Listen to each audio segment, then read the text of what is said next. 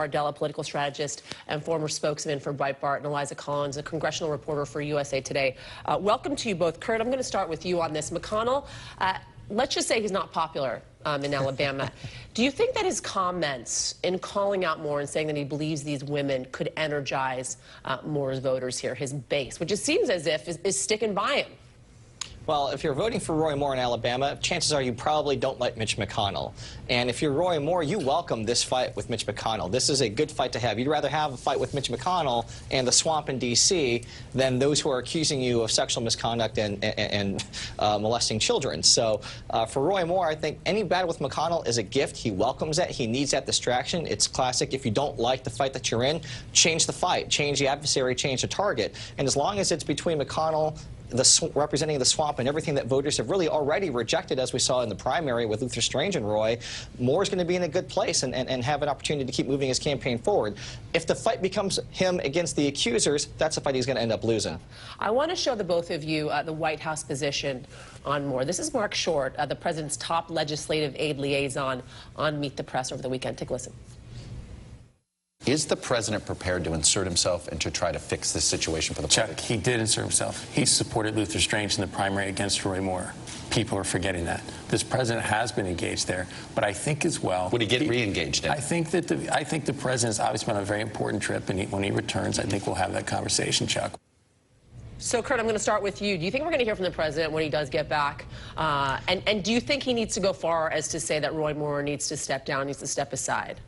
Yeah, I think as the President of the United States and also as the de facto leader, figurehead of the Republican Party, he has an obligation to step up and actually exercise some leadership and say that it is not okay to have a child molester in the United States Senate.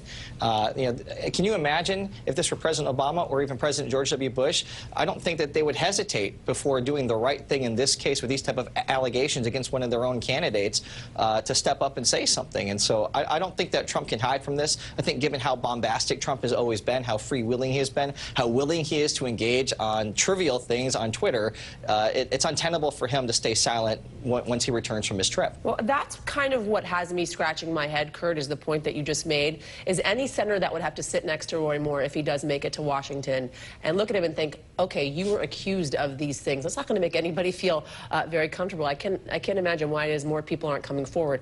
Kurt, sticking with you on this one, what role is your former organization, Breitbart, of course, playing in the Moore controversy? Because they are playing one here. Well, their role is to be the de facto propaganda arm of the Roy Moore campaign. I mean, they are playing a very hands-on role. They've dispatched reporters for the sole purpose of trying to undermine the Washington Post reports. They're running, blocking cover, really, for Roy. And it's really symptomatic of the idea that Steve Bannon, behind the Roy Moore primary win, going against Donald Trump, going against Mitch McConnell, he created this League of Extraordinary Candidates. He was going to run the table and change the Republican face of the Senate. And it started with Roy Moore. If that goes by the wayside and Roy Moore loses in December, that could blow up Bannon's plan for the entire midterm election. So there's a lot of skin in the game for Steve, and I think that's why you're seeing Breitbart so aggressively out there trying to protect Roy Moore from these allegations. It's more about protecting Bannon and trying to make sure that he has a power base going forward than anything else. All right, Kurt Bardella, political strategist and former spokesman for Breitbart, and Eliza Collins, congressional reporter for USA Today. Thank you to you both. By the way, President